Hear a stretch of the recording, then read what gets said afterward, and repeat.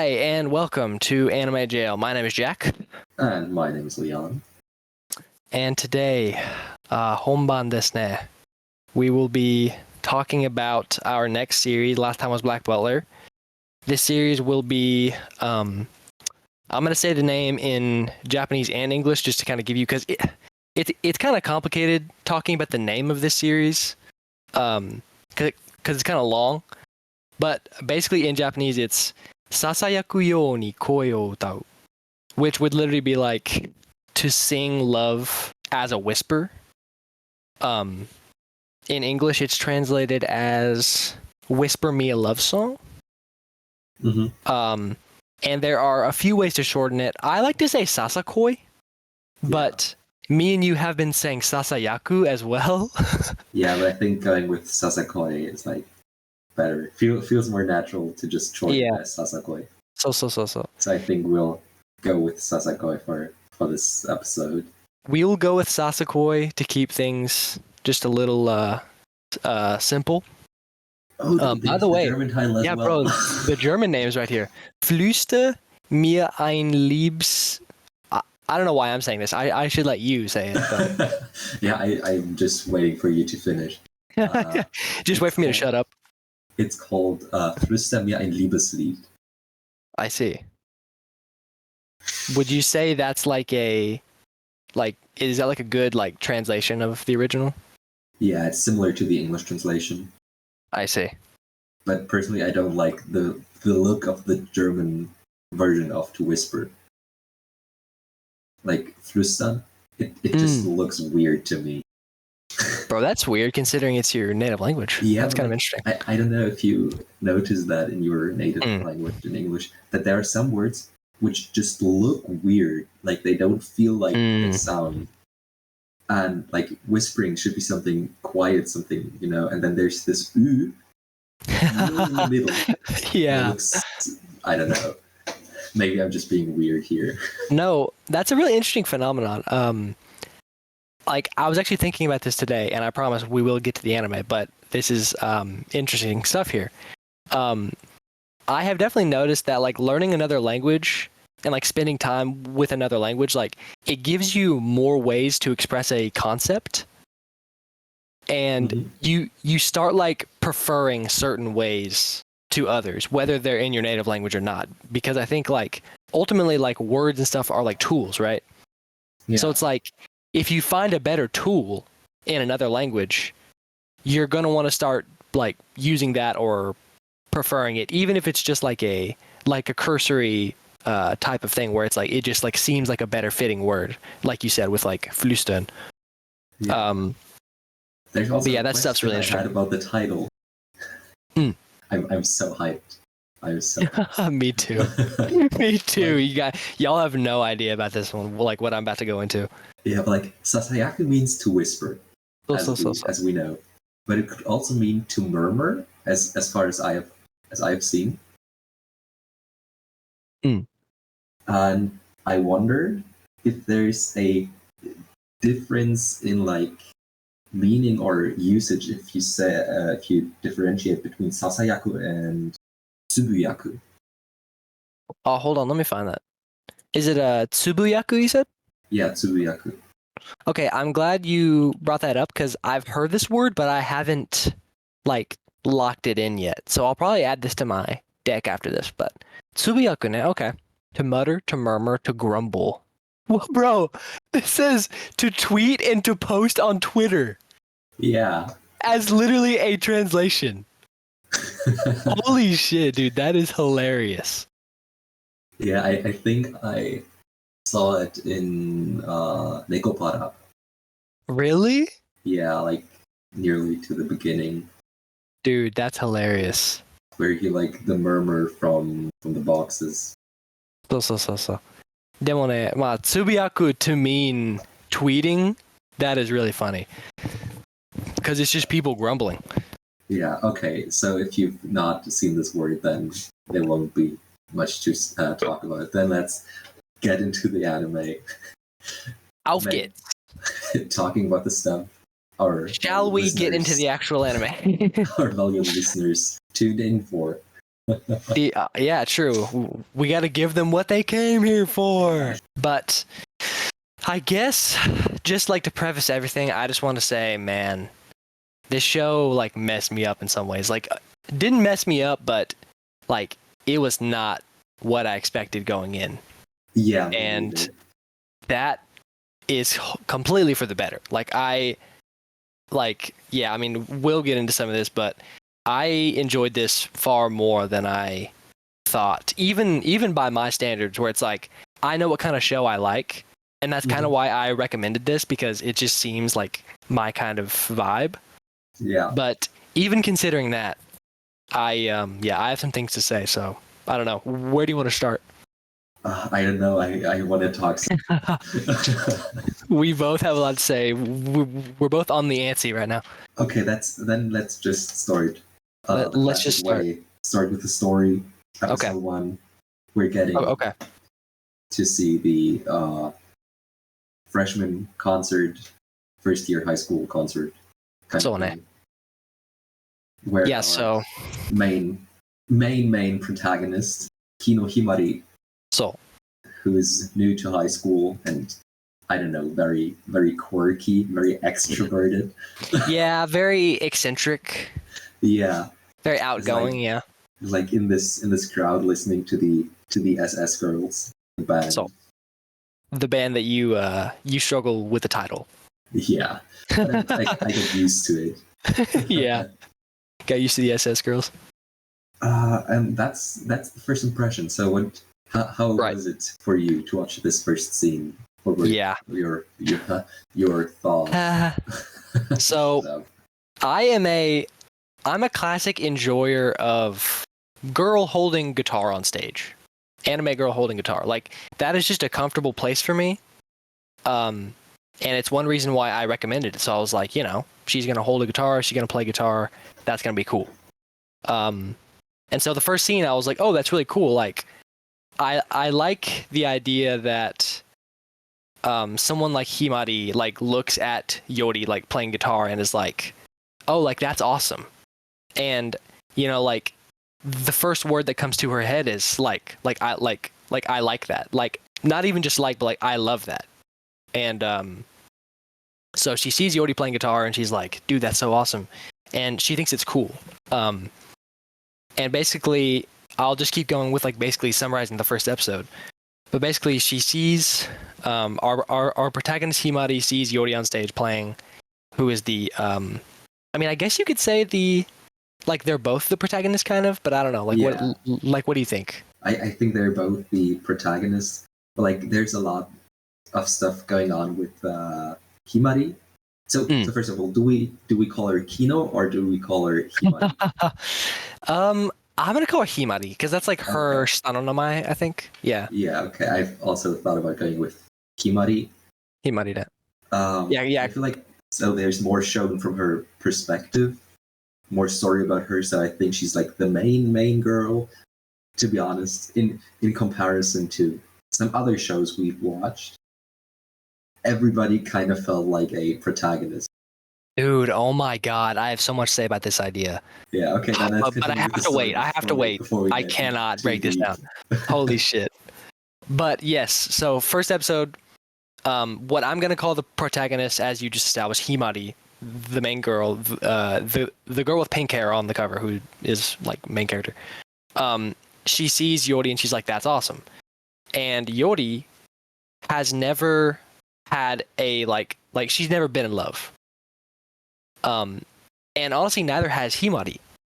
But basically what happens is she sees Yori on stage and she's like, that's awesome. I want to go like tell her how I feel about her performance. And so she ends up seeing her after the concert later. And she's like, oh, you were that senpai who was like playing on stage. And she was like, I loved your performance. But this is another like sort of like rabbit hole about this anime that because I didn't watch it with English subtitles, but I'm really curious because how she says to Yori, I like your performance, is she says, ski desu. Mm-hmm. So she literally just says, I like it. But if you translate that into English, because like like the literal basis of the plot happens around Yori misunderstanding what Himari said. Yeah. Because she thought Himari was saying, I like you. Okay. So basically, in the English translation, I've listened to it multiple times to get the entire. Oh my thing. gosh, yeah. Like to find out, okay, what's the Japanese base, what's the English base. Okay, cool. And the translation says, so Himari says to Yori, it is love at first sight. So I fell in love at first sight. And I see. this gives the impression that Yori thinks, okay, at first sight with her, but Himari thinks about at first sight with the music, with hearing it. Okay, no, yeah. You're right, because she doesn't say skita, she says tomebore shimashita, which is like I fell in love at first sight. Right, okay. Yeah, my bad. I got that wrong. So in the English, she also says I fell in love at first sight? Yeah. I see. At least English subtitles. I don't know about dub. See, and I think that works in a way, but I don't know. It's like this show is so based on language use and how like misunderstandings happen. So I feel like it's so like particular to that. But anyways, I could go down that rabbit hole forever. But the English translation got the point across. True. Being able to understand a certain degree of Japanese was helpful to get some misunderstandings in the story. Like sometimes I was reading and I was like, huh? Where's this coming from? And I had to go like back 20 seconds and rehear, like, dude, listen again, and really. You don't know how many times I rewinded while watching. Partly because I was just enjoying it and I didn't want to miss anything. But yeah, dude, I was doing that too. Just talking now, I think I will change my rating. Oh no, dude, I don't think my rating's gonna change, and I don't know if that gives anything away. But anyway. Top 100. Bro, just wait, man. Know. Just wait. I'm excited.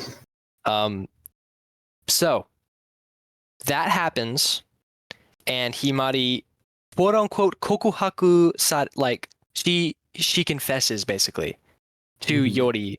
Yori thinks she's being confessed to. Because she's like, hey, I fell in love at first sight, and she's like, bro, you're in love with me? Like what? And then Yori looks at her and she's like, actually, she's kind of cute. Like, I've never fallen in love, but like maybe this is it. And basically, Yori kind of spirals down this rabbit hole of love from episode 1 on. And she realizes that she does have feelings for Himari. But, and kind of like bleeding into the next few episodes, Himari has to kind of learn what love means for her. And because Himari wasn't confessing her love. She was just saying she like thought it was cool, but didn't know how to say it because she's an idiot. Yeah, basically she was using the word to love like quite easy. Yes, yes. Not in a romantic way, but just as something you really, really like. As for example, I love making this podcast, but so romantically involved with this scenario. Kind of like me and you, because I say I love you. Yeah. And but maybe I do actually romantically love you. I have finished this show, and I've told you about this before. I still think the two of us are quite similar to Himari and Yori. Yeah. You know what's funny? The more I watched it, the more I saw what you mean. Because he actually brought this up like while we were watching it. That's what I would call the setup. Yeah. Is like what we just described with that episode. But honestly, I mean, if you want to keep going like this, like okay, one thing I want to lay down before we keep going through the plot is when I've and like I'll kind of like describe the first few episodes because I have an idea that I want to say. But basically, when I first like saw the first episode, I thought, oh, okay, like I understand what kind of show this is. Like they're gonna go on the rooftop and like it's gonna be like a slice of life thing where they just like they go through hijinks where, oh no, she forgot her umbrella today. Oh, guess you got to walk under my umbrella to the rooftop, and like that's gonna be every episode. And if it was, I still would have liked it. Like that's just my like kind of show. Yeah, I totally agree with that. Like I still enjoyed it, but it's better. It is better, and like honestly, I will say after watching the first 3 episodes, I thought, oh, okay, so this is gonna kind of just be like a show where they, they're trying to get together. But I thought it was basically just gonna be like a slice of life, no stakes, romance type thing. But kind of like moving through the plot. I mean, unless you had something to add to it. No, I just have to say that I wrote down that they went on a date and were holding hands in episode 2. Like, yes, that was dude. so crazy. Dude, I'm glad you brought that up. Holding hands in episode 2 is like a miracle. Bro, that's a dream come true. Yeah. Dude, also, yes, okay, I want to break down what you just said. I also want to bring up another key character who we meet at this time. Who we actually meet before Yori, who is kind of like Himari's like friend, Mm-hmm. who is Miki Mizuguchi. And I feel like she's a more important character than it seems at first glance, Mm-hmm. because she's kind of the how do I say this? She's like she's the person who Himari talks to when like when she needs to get something off her chest, or like she needs to like think through like an idea, or like wonder how she should talk to Yori, or like something. And like she's overall not a very important character plot wise, but she does help Himari a lot. Yeah, she's also very supportive the entire time. Like, there's no big fight happening between these Exactly. two, which is quite common in this type of shows. Dude, yes. But I wanted to see more of her. Dude, me too. Actor-wise, but dude, once we get to the voice actors, I'm gonna have so much shit to say because I'm right there with you. But yeah, I like her a lot. She's just a nice side character.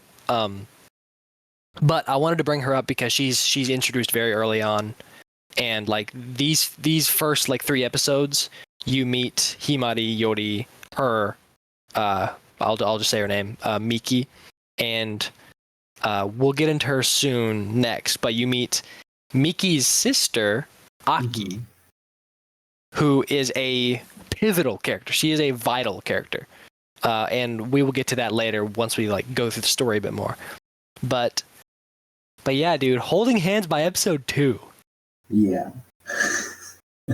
Like, oh my gosh. Like, and I think this is the first real like arc we can if we think about like Black Butler, which yes, happened just now. We had like 5 or 6 episodes with the first arc where it was like, okay, we're trying to find out if Yori and Himari get together, right? If it will happen or not. And actually, I don't have much more to say to this first arc. Yeah. So do we want to continue with the second arc, or do we first want to talk about something else? Yeah, I will talk just a little bit about it. Okay. I think it's interesting that you you brought up kind of like Himari, because like you said, honestly, I would definitely call her the main character, especially of the first arc, because it's honestly about her figuring out if she is in love with Yori or not. Yeah. And like honestly, I will say, like, this is bias speaking, but I do have a soft spot for people who are trying to figure out what love is. And that's honestly what this arc is about, is like Himari like asking her mom, like asking people, like, am I in love with her? Like what is love? And like love is like different to different people. Yeah. And when I first saw it, I thought, honestly, I thought, dude, if this season is just going to be Himari like trying to figure out her feelings for the whole season, I'm going to get annoyed. But yeah, if the whole season would have been Himari being like, oh, do I love her? Or I don't know what love is, then I think I definitely would have gotten tired of it. But coming to the end of the first arc, which is, dude, like, what is it, into like episode 5 or 6? Halfway through? Not halfway through? Episode 5/6. So episode 5 ends with Sunny Spot. Exactly. And the title being Sunny Spot is also Yes, dude. so good. I love that so much. It's her name. Yeah, kind of her name, right? I mean, yeah, it's pretty close. Like Hidamari versus like Himari. Yeah, but it immediately came to mind like that Sunny Spot in Japanese is Hidamari, and it was like, oh, it's so close. It has Exactly. It has to be meant. It's meant. So to basically, to describe what Leon is talking about, basically as the plot keeps going, Himari asks some people about love, and Yori kind of gets depressed in some moments. But they have a few dates, and then Himari is like, I think I understand my feelings, and she decides to start going out with Yori. Right before they decide to start going out was when Yori played the song that she wrote for Himari in a live concert called, and that song is called Sunny Spot. And by the way, great song. Yeah. But yeah, so Yori writes the song for Himari, and Himari's like, I do understand my feelings. And like, I'm making it sound a bit cringe, but honestly, it's really nice to watch. Like, it was really nice to see Himari work through that and then just like actually do something about it. Yeah. Because like you said, in these type of show, it's so often to just see 12 episodes stretched out into them trying to figure something out, where it's like, dude, just somebody do something. Yeah. And we also have some more plot going on in the first 5-6 episodes. I mean, we also have these jealousy parts because Himari joins the Ryoribu? No. Yes. The cooking club. So. So was it Ryoribu? Maybe? I think it was, like yeah. But I'm not sure. And this cooking club is just has one other member. Yep. Her name is Momoka, I think. Yeah. Yes. So here's our next character. Momoka Satomiya. Momoka. And dude, yeah. So please keep. I didn't want to say anything. Oh, okay. Basically, like Leon is saying, there's a bit of nuance going on here because Himari joins the cooking club, and the only other actual member is Momoka. And when I first met Momoka, I thought, okay, so this character doesn't matter. Yeah. Because I thought, oh, okay, well, she's just gonna be the one-off gag character who like you never see again, and it's like, okay, and like that's not even a bad thing. Like I just thought, yeah, like whatever, she's just gonna be a side character. I couldn't have been farther from the truth. But point being, the jealousy comes in because Momoka is also a third year like Yori. So Yori's like, oh no, she's hanging out with another third year. I don't think that's right. Oh, really? I think she's a second year, if I remember correctly. Oh, okay. Yeah, hold on. Oh, I have the actual. Year. Okay. Yeah, you got me there. Yeah, let me pull it up on the wiki. Yeah, I gotta check to see if you're just shitting me or not. She's 16 or 17. Cooking. Oh, it's the cooking research club. It's the high school student, by the way. Okay, yeah, there it is. But yeah, I'm pretty sure the club is the Ryori Kenkyubu. Oh, literally yeah, cooking research, sense. Which is, by the way, kind of funny. So yeah, okay. You meet Momoka, and I immediately thought, I immediately thought like, okay, she's going to be a one-off character. But the point for that, sorry, I'm like trying to pull something up too, but the whole point with that is that Yori gets jealous that she's with another senpai, I guess.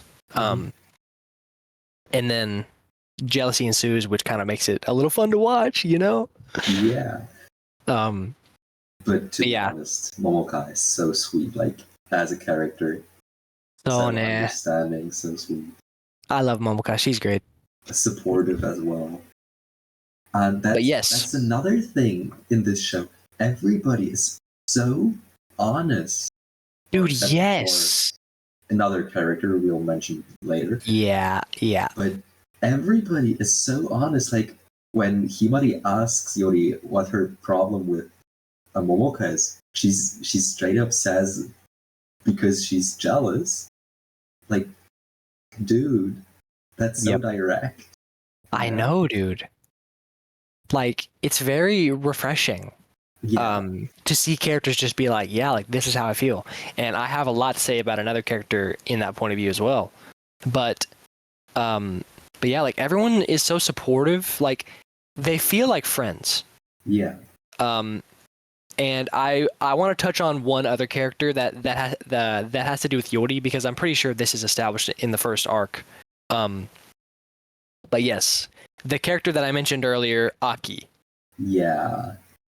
Aki Mizuguchi, this is kind of where the love triangle comes in. But dude, the love triangle gets even more complicated next arc. That's true. It is more than a love triangle. It is more. Like I have rarely seen such a complicated love octagon plot. or something. I don't know. Literally, dude. So basically, what we have now is Himari says she looks up to Yori. Yori falls in love with her. Himari then falls in love with Yori later. But what's established in the first arc as well is that Aki, the girl who's playing in the band with Yori as the bassist, has a crush on Yori. So there's some things that come up with this where Aki comes up to Himari and she's like, I'm gonna take Yori for myself and like she's gonna be mine, basically. Yeah. And it was at this point when I thought, okay, so Aki's the villain. Yeah, true. And I thought it was going to be just a simple like bitch girl who's like, I hate Himari because she took my girlfriend. And I was like, oh, so that's the dynamic. I was completely wrong. It is not that at all. Yeah, even Aki was so supportive and supported Himari and Yori the entire time, and even apologized for threatening Himari. Dude. She apologized for that, and like I felt really bad for her at the end of the first arc because Himari goes to Yori and she's like, yes, like I want to try like going out and stuff, and Aki's just like looking at her just like with this sad look, but she's still like helping them, and I'm like, dude, like Aki, like you need a win right now. Like I feel bad for you, and I don't know. I think it's so much more real to show a character lashing out, like because she does say some bad stuff to Himari. Yeah. But it's more realistic to show that and then show them apologizing and feeling bad about it than to show them acting like a comic book villain. Yeah, that's true. Because they could have easily done that, and they didn't. But like you said, she's supportive as a friend. Like she wants to be Yori's friend. Yeah, her number one best friend forever. Yeah, dude. Oh my god, you said that, and I was like, because it was after they started dating, and she's like, but I have the best friend spot, okay? And I was like, dude, you're still hanging on. But yeah, it's very like realistically written. But honestly, yeah, I'd say that's probably all of the nuances of the first arc down. Yeah. So then we should maybe mention the other band members as well, even though they don't play such a big role in the story in general, but they're still supportive and cool characters. They really are. I mean, so, yeah. You want to say them? No, I don't. Okay. I will say, being honest, these were two characters that I didn't really fully remember their names, but I don't think you have to. Because, like you said, they're kind of just really meant to like fill in the band, but they do a really good job of it. Like, they don't feel like cardboard cutouts. Like, they really do feel like band members. But as far as the band we have established, which is Aki, which I just said, who's the bassist, Yori, who's the guitarist, Mari, who is the drummer, and Tachibana, who is the keyboardist. For some reason, I decided to call her Tachibana and not Kaori. I don't know. That's just the name I think they call her in the show. Yeah, no, I remember them calling her Kaori. Oh, okay. But like the main traits of these two is like Mari is just small. Yes. She's so tiny. Yes, I was gonna say, I love how they gave them both like a character trait, which is Mari always calls people by their full name. Yeah. So she's like, Asanagi Yori, And I'm like, why are you calling her full name? Yeah, and Kaori is just making everything short and double. Exactly. Yeah, she calls her like Yori Yori and calls Mari Mari. Hima Mari Mari ne. And Hima Hima. Hima Hima, which is kawaii. Kawaii だと思います. Yeah, but that's a trait I found annoying sometimes. Oh yeah. But since she didn't play such a big role, was fine. Exactly. So yeah, with those you have the main band, which are the SS girls. Which again, that name just now that you brought it up, like whenever I say the name, I'm just like, that's a little sus. Yeah. But yes, so that's our main goblins. That's the band, and that is the first arc. Dude, first arc down. The same thing. We did. So the second arc directly starts in episode 6, after Himari and Yori started dating. And there's the last big character coming in, who's Chiho Izumi, which is the former singer of the group, and I think bassist. I think she was a guitar player. Or guitar. Yeah, you're deeper in there. I don't know the. No, I get you. Or nuances or whatever. But she was the former singer of the band. Yes. And she's at first she's a strange and rather cold character. Oh yes. And we also get to see her as a invisible member of the cooking research. Yes.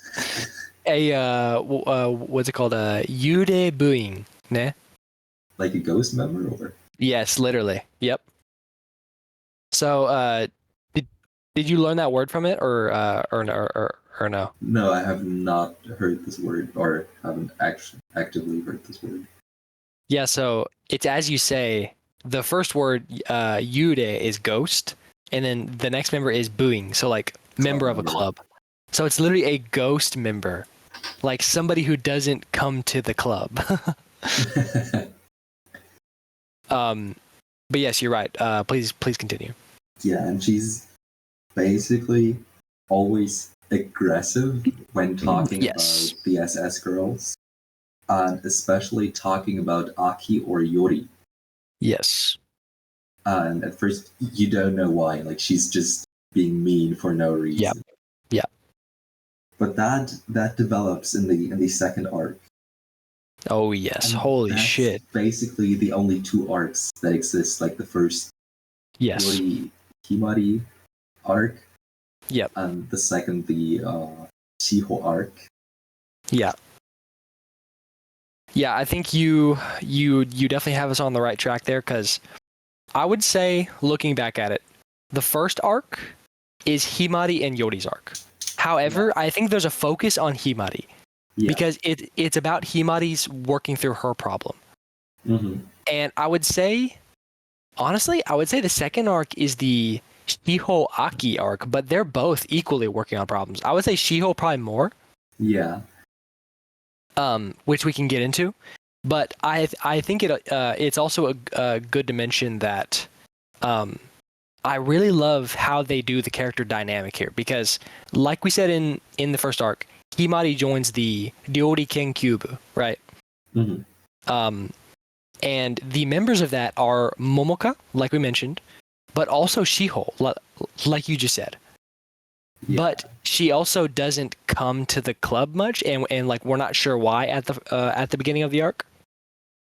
And I'll just say the name of the final member of the club who also doesn't come to the club that much, and that is Hajime.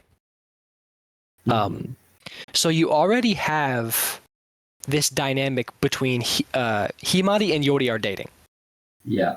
Yori is in the SS Girls band with the other members that we mentioned before, with Aki. But Himari is also in the club with these other members. So like Himari is kind of like involved with both parties here, because one thing you definitely start to notice once you get more into the second arc is that there's two opposing forces here. And they're not just like enemy and villain, but they are two different bands, which we can call them. There are two bands with members that have different ideals and different different reasons why they are playing music. Yeah.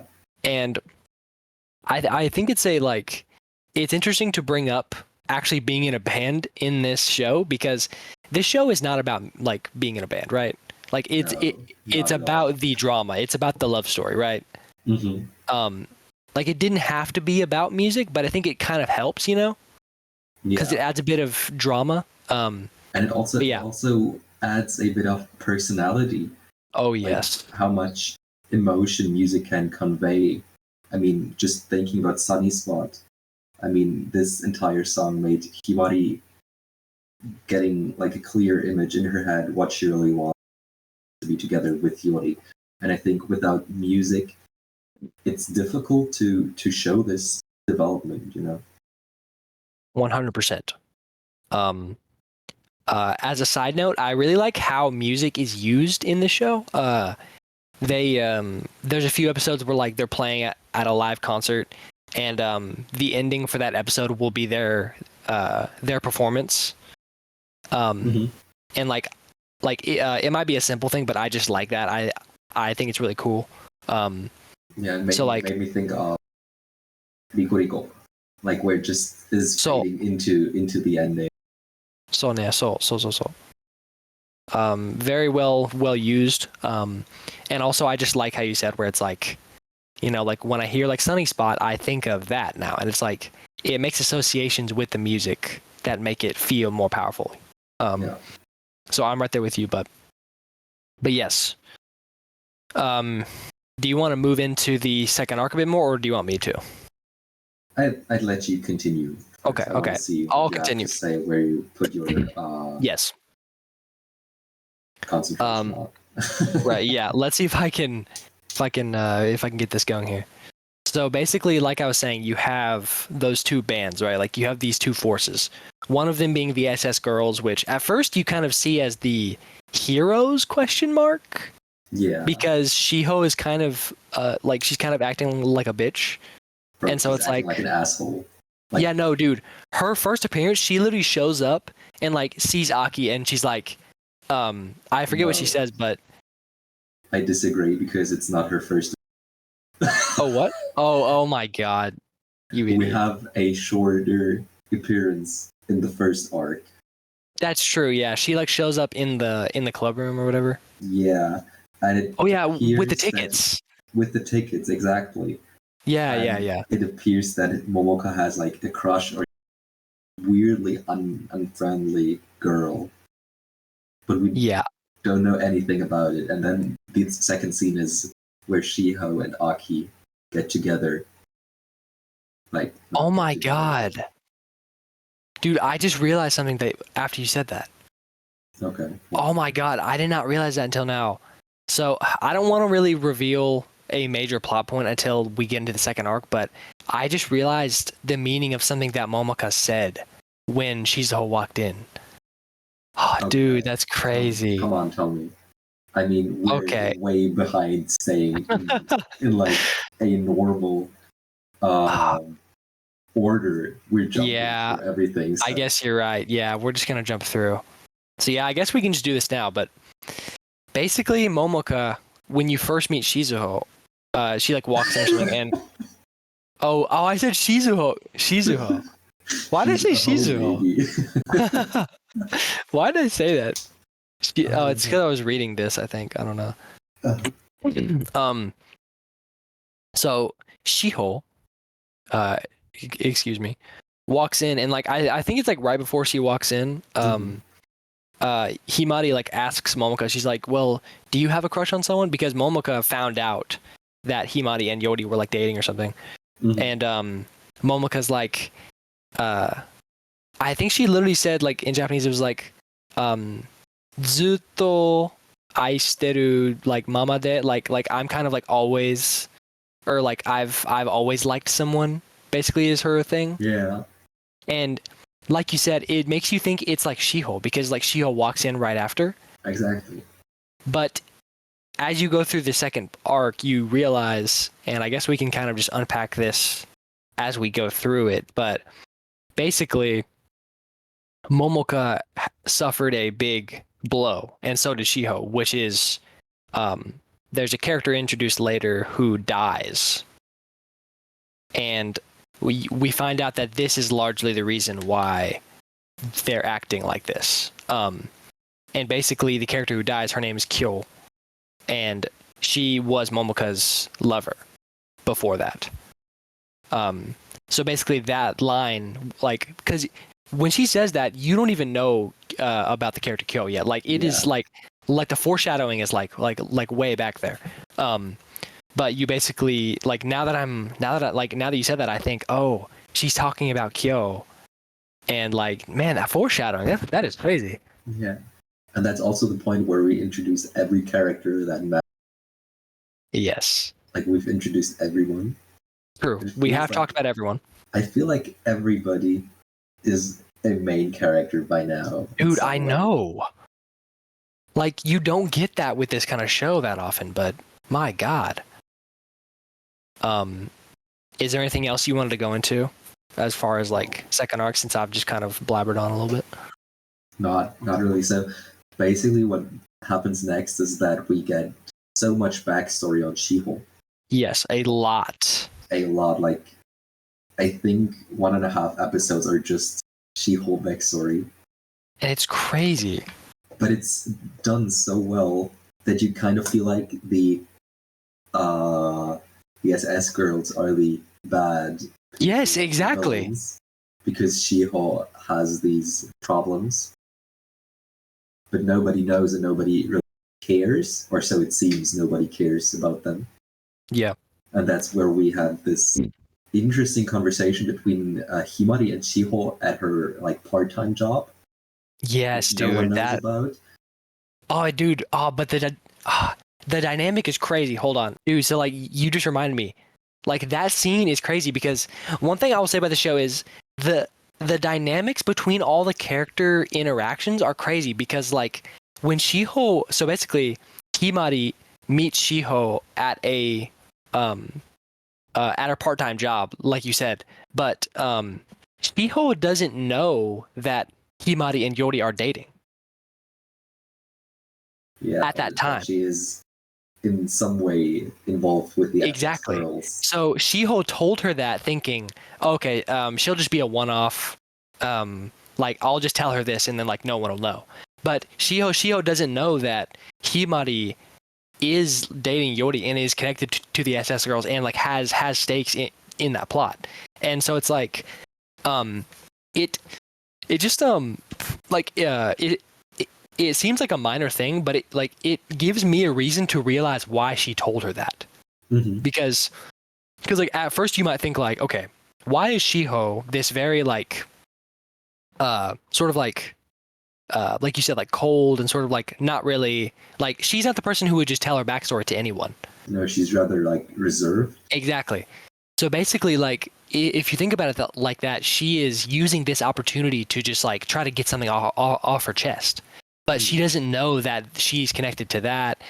And then it's after that conversation that Himari wants to invite everyone to the class to like try to get along through a like food tasting challenge or something, or not like challenge, like food testing, taste testing party kind of thing, where they just sit together and eat like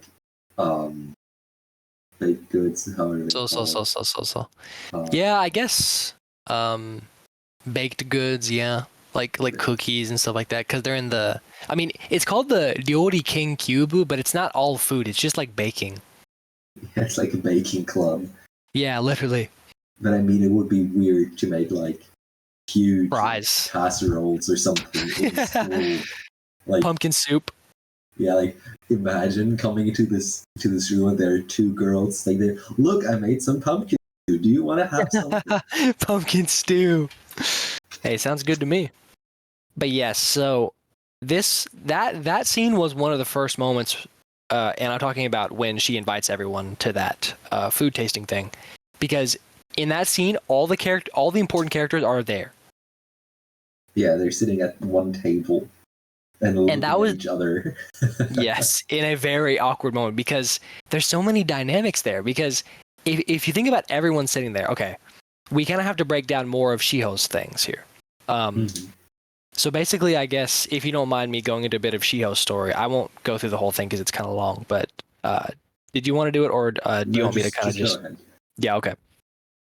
So basically, talking about Shiho, first I just want to say, when I met Shiho, or like when she showed up, I will be honest, like her personality is one of my like favorite kind of personalities. I do typically like the like a tsundere type. Immediate crush. No. I just thought continues. Yeah. I'm part of it. I'm part of the problem now.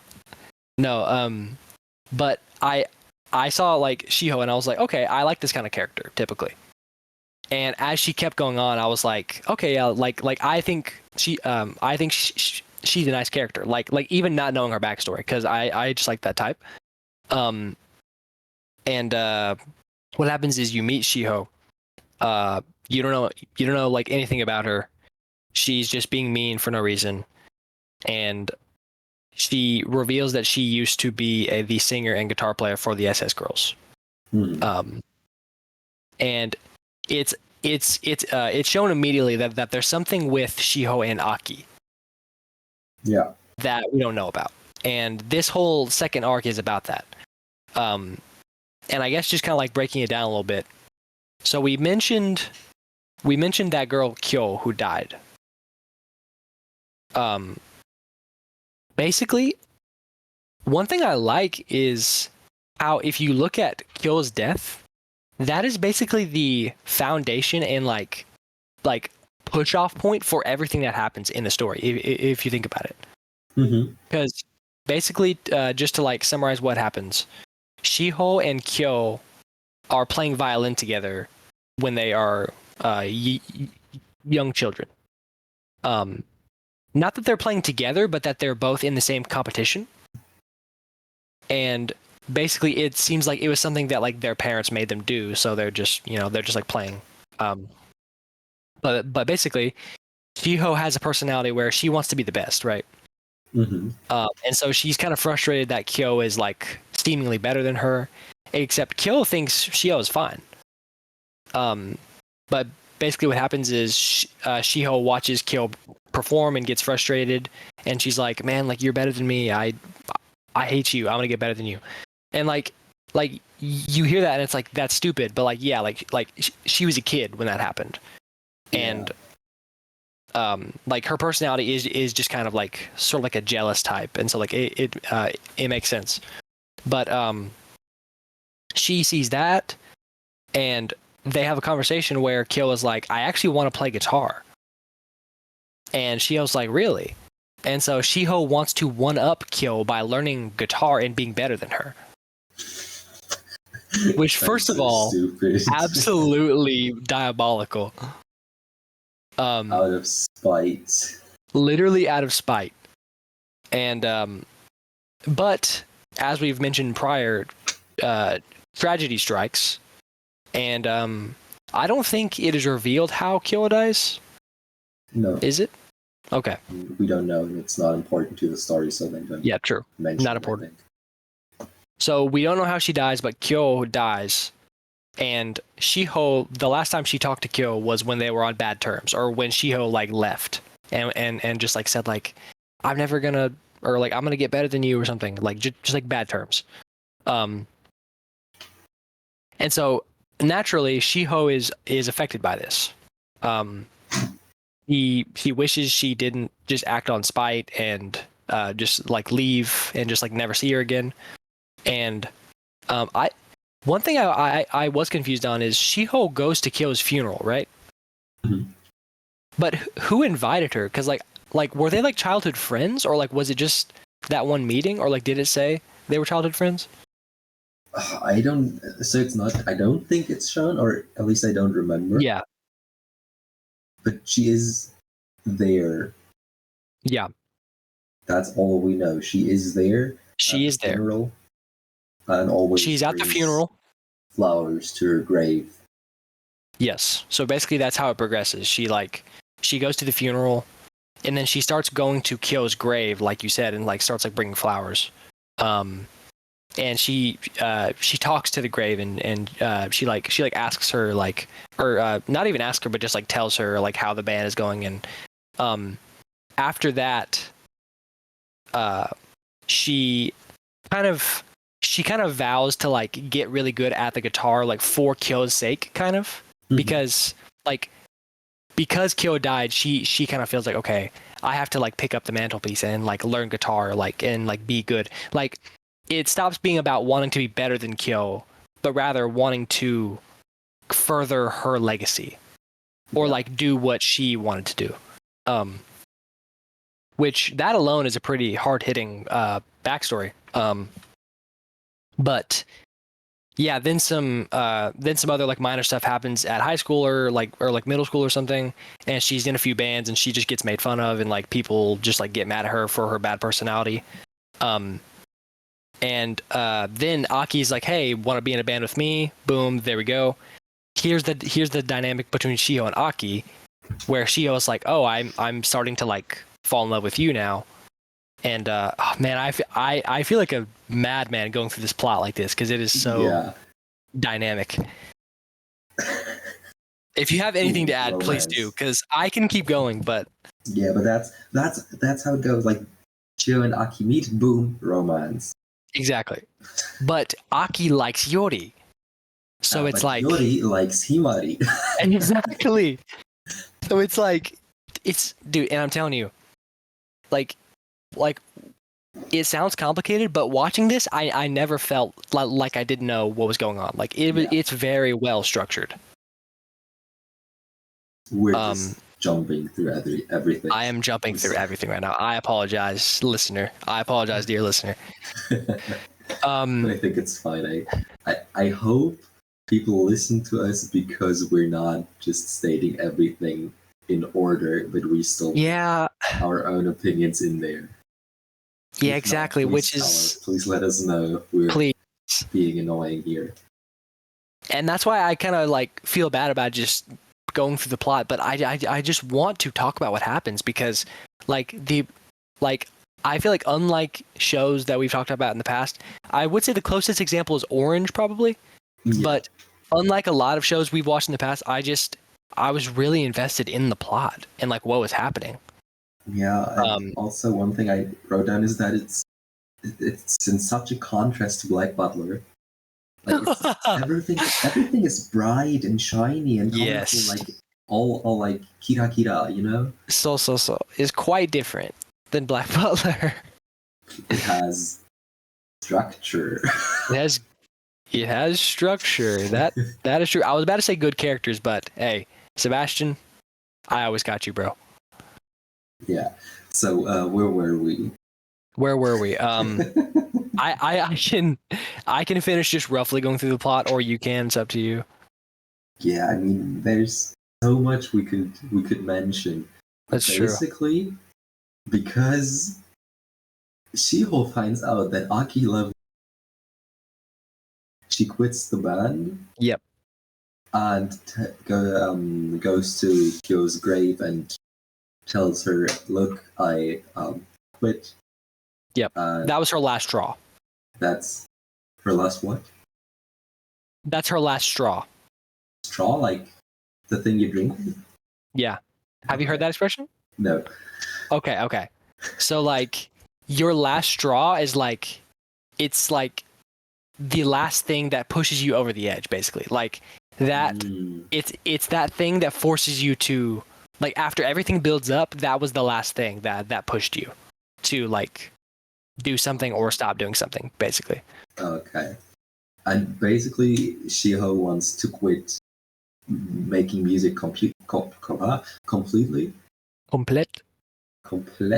Yeah. She wants to stop completely, and that's where she runs into Momoka and Hajime. Exactly. Because Hajime is Kyo's older sister. Yes. I don't think we've mentioned that before. We have not. That is the development that you learn. Mm-hmm. And Shiho basically says, yeah, she won't go back to her band. So if they want her to continue making music, they have to form a band together. Exactly. And so the band they form is Rorerai, which is the Japanese name. It's like Lorelei, Yeah. I guess you would say in English, but I'm just gonna say Rorerai. But yeah, they form a band. And it is revealed that Momoka is Kyo, as we mentioned, Momoka is Kyo's lover, who had to go through her lover dying. Mm-hmm. And Hajime is Kyo's sister, who had to go through her sister dying.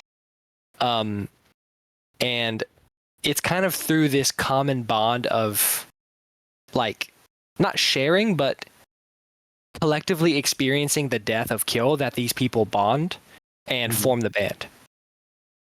And I would say Momoka and Hajime's like motive to be like the best is not as high as Shiho, because Shiho just I don't know, like maybe she bears more of that guilt and like more of that desire. Just the Ash Ketchum of the music world. Good description. She wants to collect them all. She wants to be the very best, like no one ever was. Like no one ever was. She wants to catch them all. Yeah, and so this weight of Kyo's death is largely what is driving Shiho and just her personality as well, just to be the best. Because Shiho wants to be an amazing musician, whereas I would say SS Girls is more about just like having fun while performing. Yeah, kind of similar to like K-On, you know. Exactly. Yeah. Just having fun. Exactly. Goofing around. It's more of an actual light music club. But... And dude, I will say, the first ending where you see Rorerai perform, I forget what the song was called, but like their first performance, I was like, dang, they're actually really good. Like it gave me that impression. Mm-hmm. Basically, we have the big culture festival where Shiho wants to do better than the SS girls. And it's kind of a competition with the stakes that Aki wants to find out why Shiho quit, but Shiho exactly is just an asshole and doesn't say anything. Yeah. But with the help of Himari, which is kind of the Hermes between all the characters. Yeah, she really is. Like she has an in on both parties. Yeah, but she's also, everybody loves her. True, I love her. To keep things short, I know we've been talking so much, but to keep things short, yes, finally, Shiho sings and then disappears, but is brought back by Himari so she can listen to Aki sing. And that's how our love octagon, right, it's not an octagon, yeah, like our love shape is like opening again. And Shiho and Aki get together because Aki is no longer in love with Yori. And I think it's hilarious how she finds out, like, by just holding Yori's hand randomly.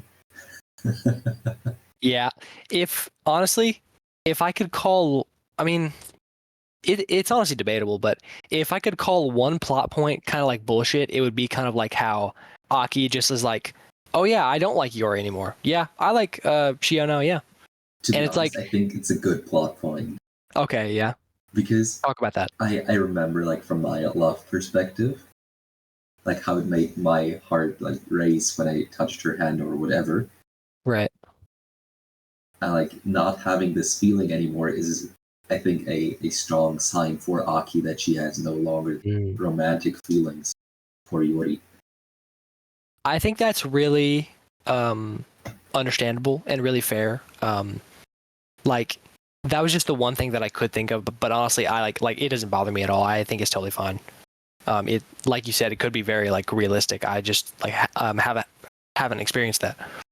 But yeah, so basically that happens.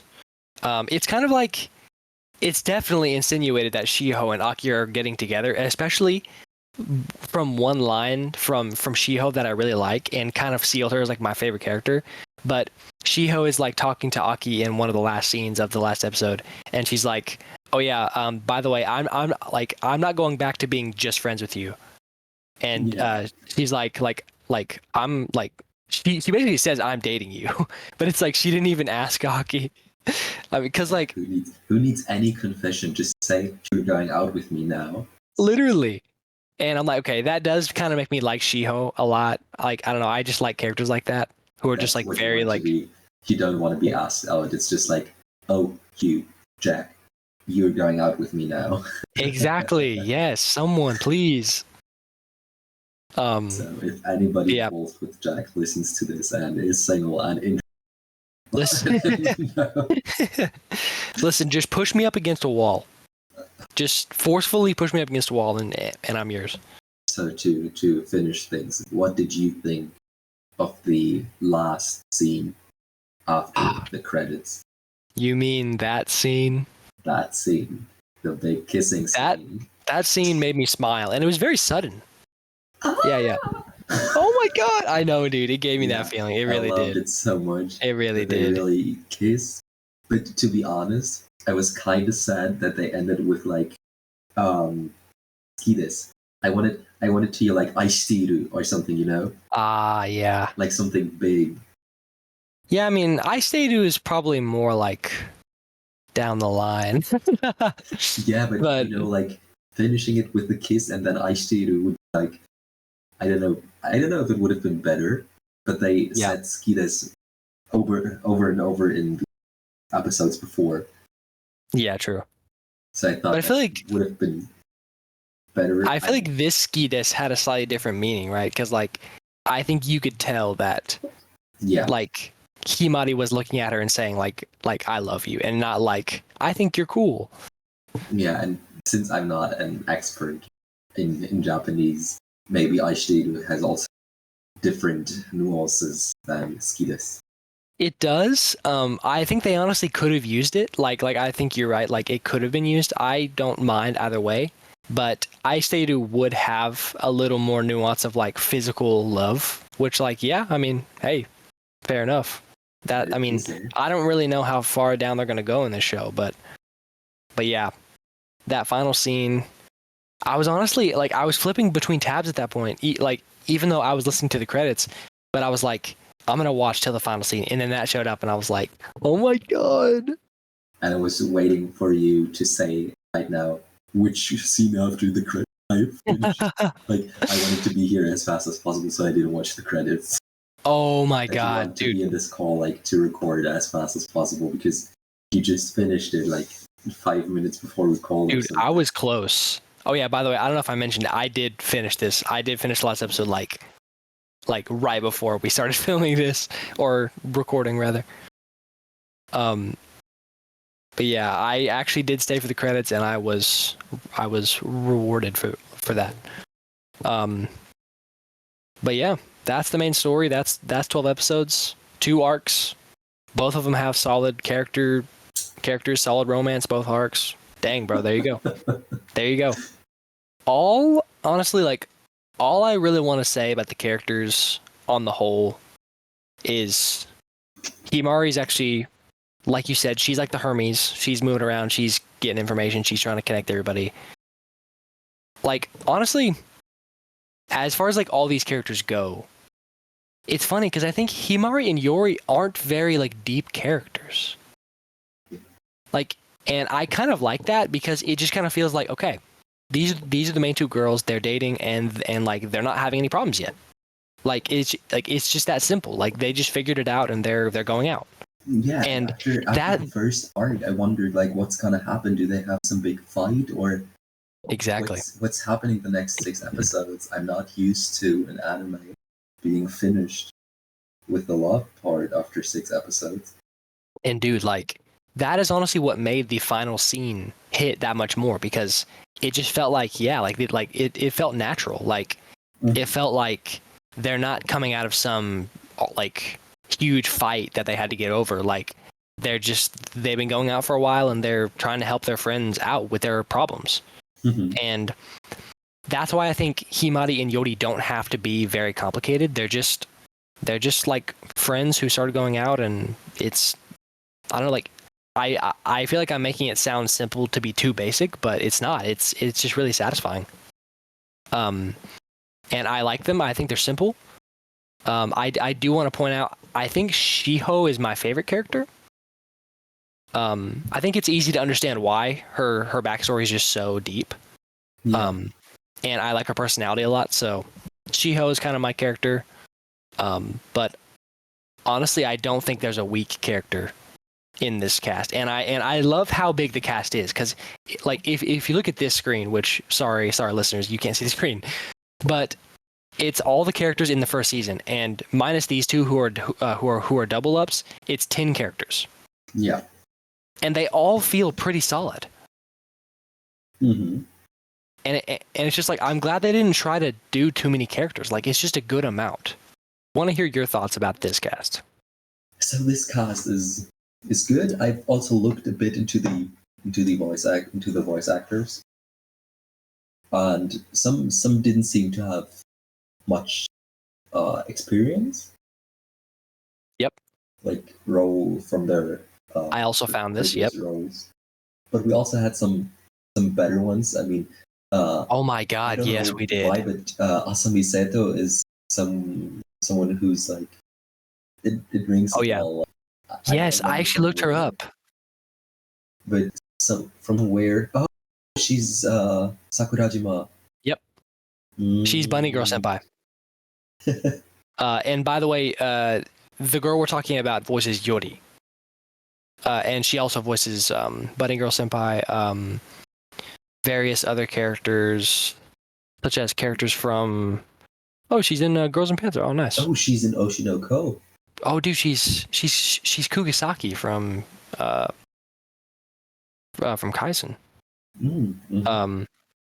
And yeah, so she has some pretty big roles. For some reason, this character screen glitches and I can't look. Here we go. So yeah, she plays Yori. Did you have another one? Yeah, well, I have my big love for Aoi Koga. Yep. The voice of Shinomiya Kaguya. She voices Kaguya?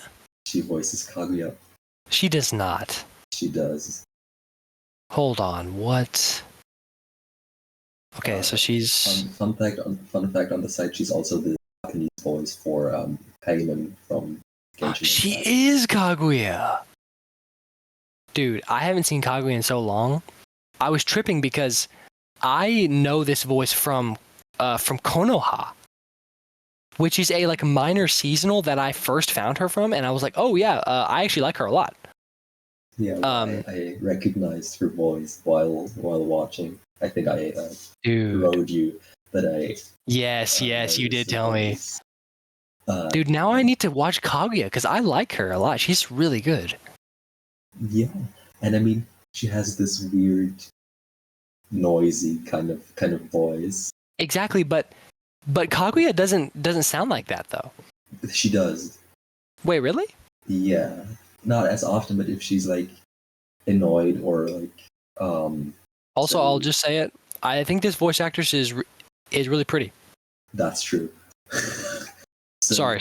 Please continue. Translate says to nag. To nag. Okay. Is it this like, word? Yes, it is. Like, are you coming from like the German word to this? No, this is. Yeah, it's the German English translation. I see. From Google, because I have no clue how to translate the German. Google. Tsubuyaku to onaji kana. Yeah. It's kind of like this. To grumble, yeah. Some yeah, like to grumble, when she's like grumbling about love or that nothing's going the way she wants. You have this high pitch. I did not realize that was her. I did not recognize that. To be fair, it has been a while since I've watched Kaguya. But yeah, that is her. And she's doing a great job. Yeah. And that's why I wish to have a bit more of Miki. Just Yeah. hearing Aoi Koga voicing Yeah. some more lines. Aoi Koga, really good. It's also true. I think because you said in particular the voice actress for Himari hasn't done much. Yeah. Which, by the way, I think she did great too. Mhm. And I have another big one. Hold on, let me. Actually, I have a few other big ones. So the voice actress for Momoka is Reina Ueda, who is This also name- voicing. What? I know this name from somewhere, but I don't know. She is voicing Mio Saimori, who is the protagonist of another show I'm watching right now, My Happy Marriage. Mm-hmm. And she's so good in that. And I thought I recognized it, and I was like, that is her. And she's doing a really good job. Also, I know Konomi Kohara, like she's just kind of doing a good job too. Like I've seen her from some other stuff. But dude, my goat, and it literally made me like Hajime more, is Chika Anzai. Okay. I thought it was her, and I was like, no way, because she was such a small role. So I was like, Chika Anzai wouldn't be in this role. But basically, she voices Reina from Sound Euphonium and Chisato from Riko Riko. She's And the voice from Chisato? yes, Really? dude, she's so good. Like her, like she can be like a totally different character if she wants. And dude, I was like, dude, she's in like every Yuri God like series that I know. And I'm like, dude, you just never miss Chikanzai. She's but probably yeah, just in there for the fans, you know. Like just, I know, even if she dude. doesn't have if she doesn't have a role, like just putting her in the cast for fun. Kami this year. But yeah, she will always knock it out of the park. I love Chikanzai. She always does a great job. Now I'm actually curious, what else does she do? It's gonna lose the thing. Yeah, see, she's Reina from Sound Euphonium. She's also this girl. Chizuru. Oh. Yep. From Hajime. Train to the End of the World. Yeah, that weird show you watched. Train to the End of the World is a good show. And actually, I feel like rewatching it whenever I feel like down, because it's just like calming, you know. Yeah, that series, like, it had like a weird gimmick. Like, it was very I just haven't seen much like it. To be fair, it is a strange show, but still, I feel good watching this. Also in Girls and Panzer, nice. Oh, she's in Fruits Basket. But anyway, I'm just going down my rabbit hole. I also thought, obviously, the voice actress for Shiho did great. I think, honestly, I had no problems with the voice cast. Yeah, It was all casted not very well. too stacked, but still Exactly. voice cast. It was like a good balance. Yeah, maybe like newer voice actors learning from the well-established. Definitely. She's Fei Xiao. Wait, what? We have Dang it, I need to stop doing this. Character. Honkai. Yeah, this was the voice actress for Aki, Mikako Komatsu, who I actually also really like. On her main part, like the main description, she is Mavuika from Genshin, and she's Fei Xiao from Honkai Star Rail. Fei Xiao. I see. Do And you she's... have to stop with all these Honkai Star Rail references? You need to. Dude, she voiced the guy from Haikyuu. Wait, who? Oh yeah, apparently, like I'm guessing when he was a kid. Ah, yeah, okay, that makes sense. I was like, because like they have like females. Yeah, this is a man's man. No, yeah, dude. Like on some pages, it'll be like, how I was gonna say Goku, but that's a bad example. But it'll be like a manly anime character, and it says like voiced by a female, and it's like, oh, that was when he was a kid. Yeah. Like, because they'll just do like the childhood scenes or whatever.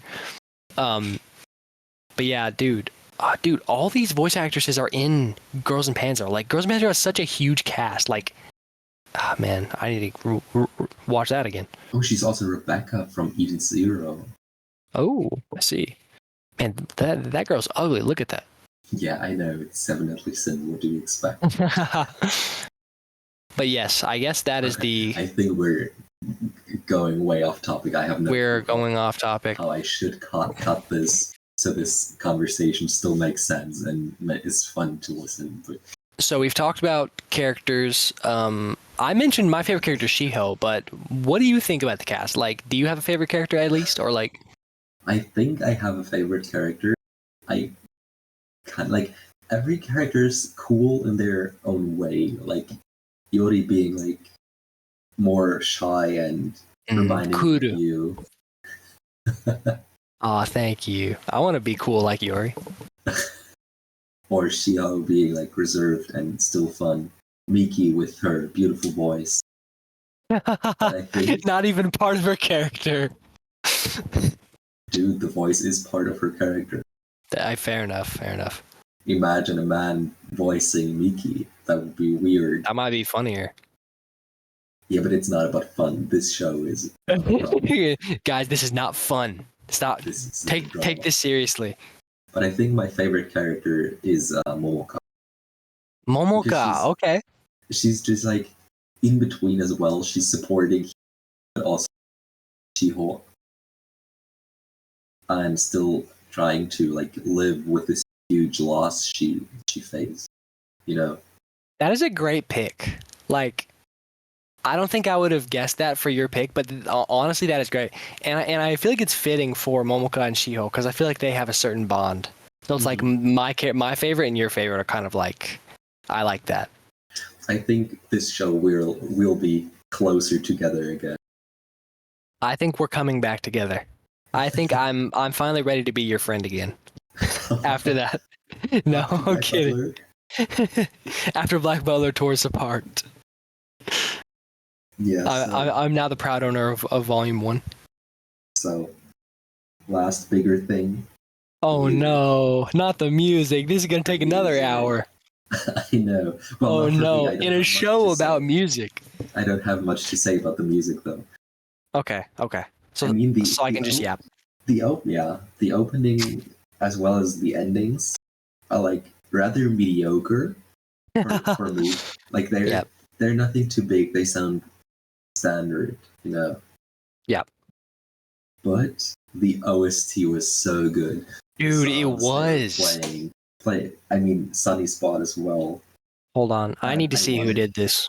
I wanted, like, that was something that annoyed me, that they didn't finish all the songs. Like, I wanted to hear the full versions, if not the shortened. Yeah, dude, it kept, like, cutting off. Yeah. One of the guys who did the OST is Hiroshi Sasaki. Looks like... Okay, he's not even credited for it, so that can't be right. Let's try Wataru Maeguchi.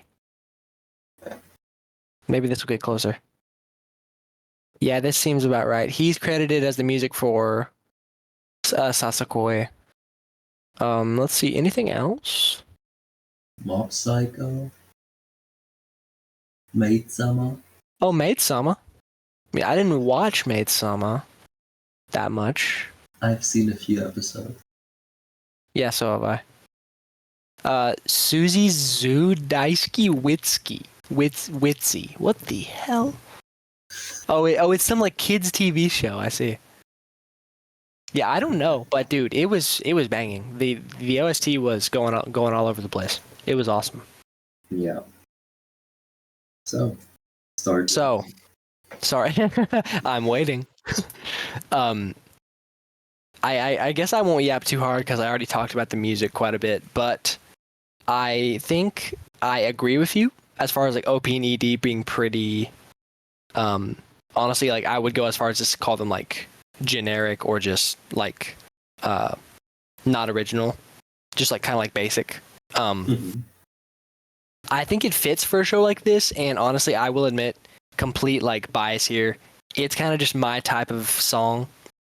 So like I like it a lot, but like I recognize that it's not like it's not generational. It's not doing anything crazy, and I kind of like that because it just it just falls more in line with what the show is, which is yes, the show is crazy. Like I think it's awesome, but it knows what it is, and it's doing a simple thing well to me.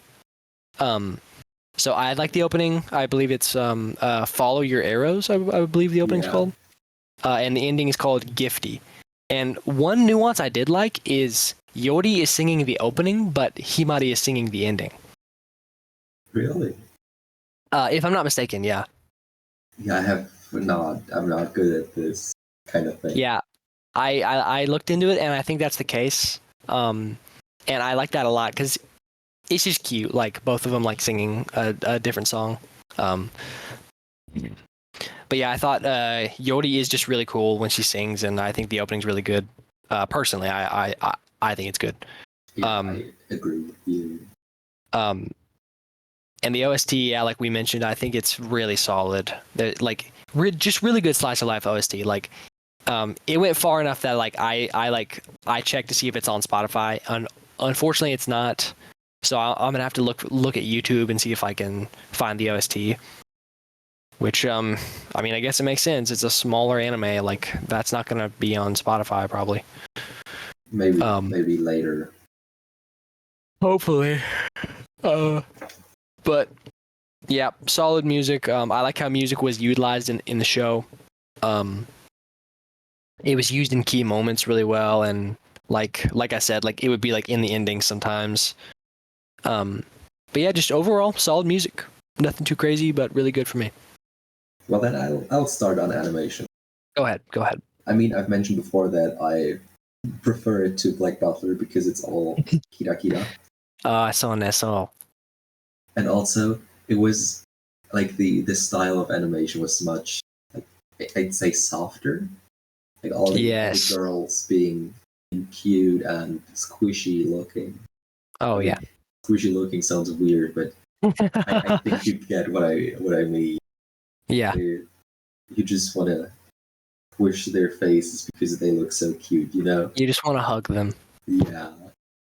And everything had this kind of like pink-ish filter.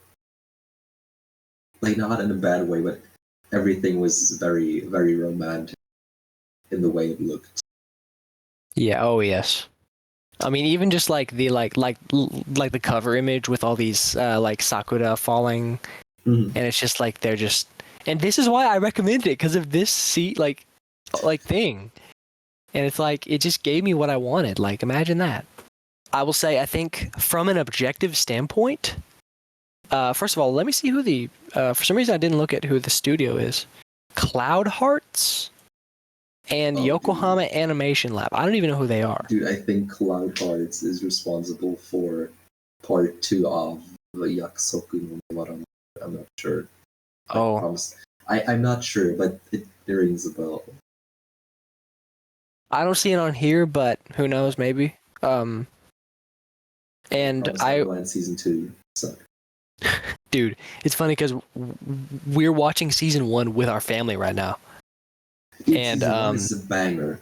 Season 1's pretty good, yeah. It's a banger, but I'm like watching it. Just terrible. Yeah. Sounds about right. Don't watch it. Yeah, don't. Let me tell you, even if you watch season 1 and finish it, don't watch season 2. Read it, but don't watch it. Do you know if like if it's better in the manga or is it just bad? The manga is perfect. Oh, okay. The animation just sucked because they didn't have enough money and skipped 2 entire arcs. Well, that sucks. The rest of the story just. Do you know this meme where you have this well-drawn horse and then the. Yes. Yes. And that's basically season 1, season 2 compared. That really is. I know for a fact that meme has been made in that comparison.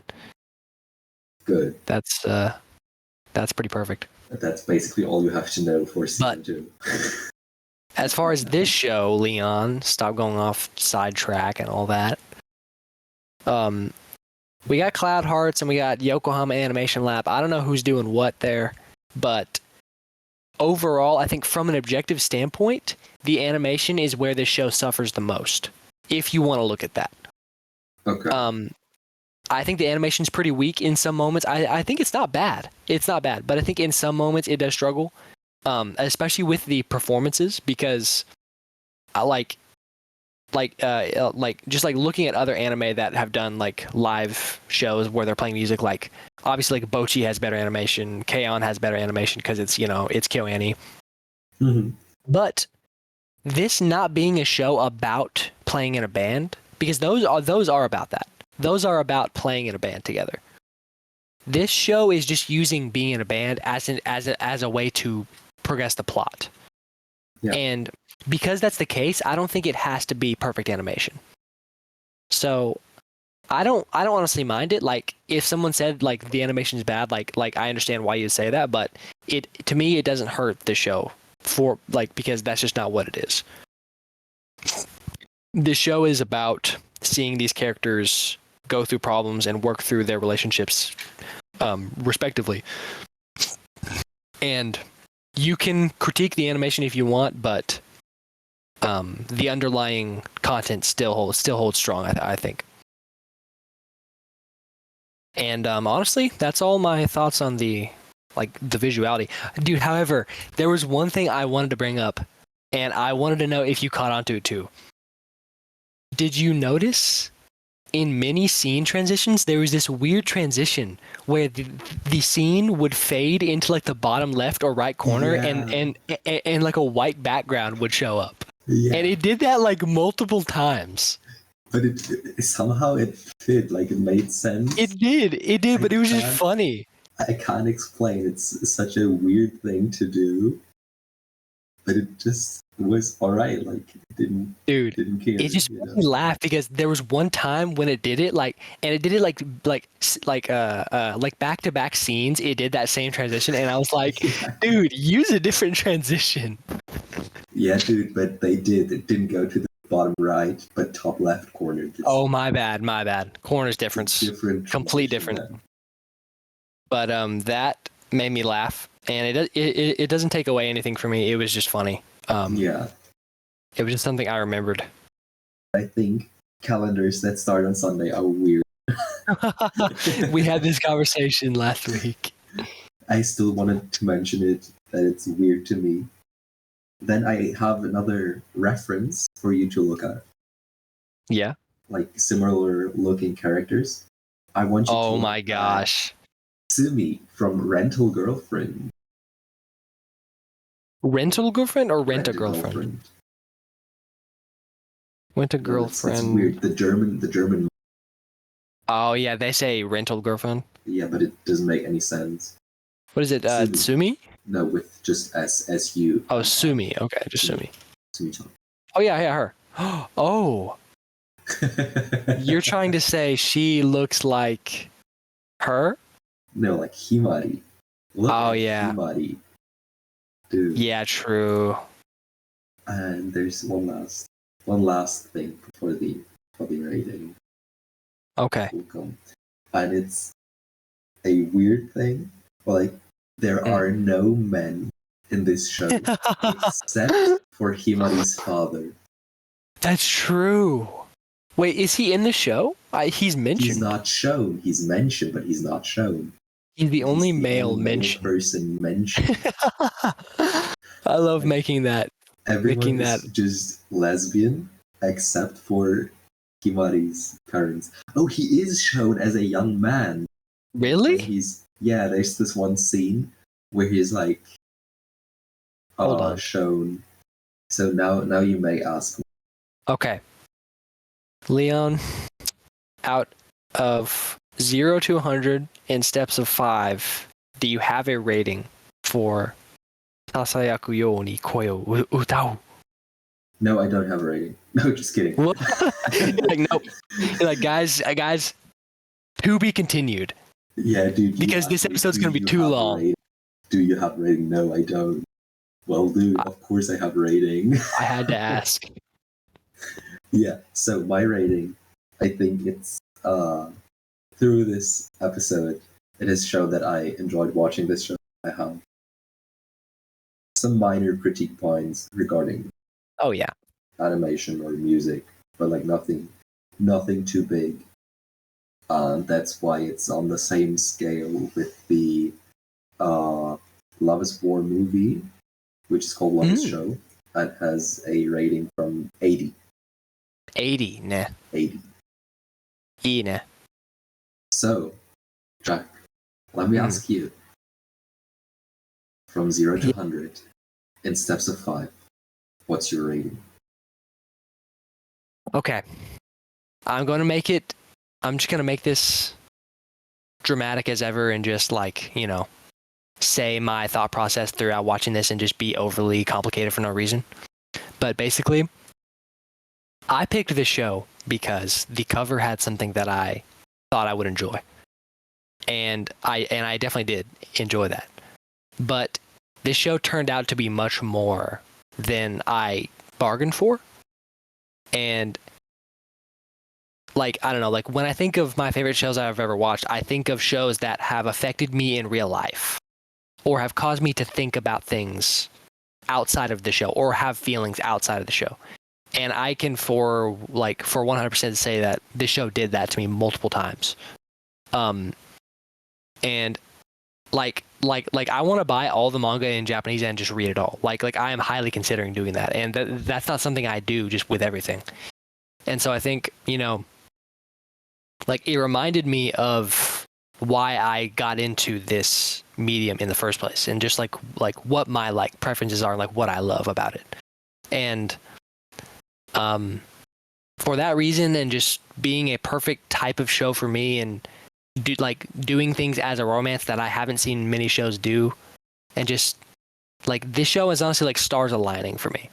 And so for because of that experience, I can't really see myself giving it anything other than 100. And so that's just where I'm sitting. That's how I feel about it, and I feel like I found your orange. This was my orange. Yay, clapping! Dude, we need to start doing that whenever stuff like that happens. Will that come up on the recording? I don't know. That's why I tried it. Okay. If it doesn't, that'll be really funny. So, 100. Congrats, dude. I have found 100, and I like that me and you have both found 100. Yeah, I mean, it's not 100 for me, but for you, it's like, it's fitting, I imagined you giving it 100, setting it as your favorite or as one of your favorites. It's everything I want and more for this type of show. And for that reason, it's just, I mean, who knows? Maybe I'll read more of the manga and not like parts of it, but from what I experienced here, that's what it is. I'm a simple man. Yeah. So let's conclude this episode then. It's way too long. We've been recording for 2 hours now. Holy shit, dude. 1 hour, 50 minutes. Oh God. Leon, help. Dude, it's 11 p.m. for me. Shut up. Oh God. Do you have to go to school tomorrow? No. Okay, good. I'm on vacation. Or not on vacation, holiday kind of thing. Holiday. Well, we've come to the end of it. Thank you to everybody if you listened to us yap the whole time. I don't know, I just doubt many people will, but if you do, thank you so much. Leon, did you have anything to add?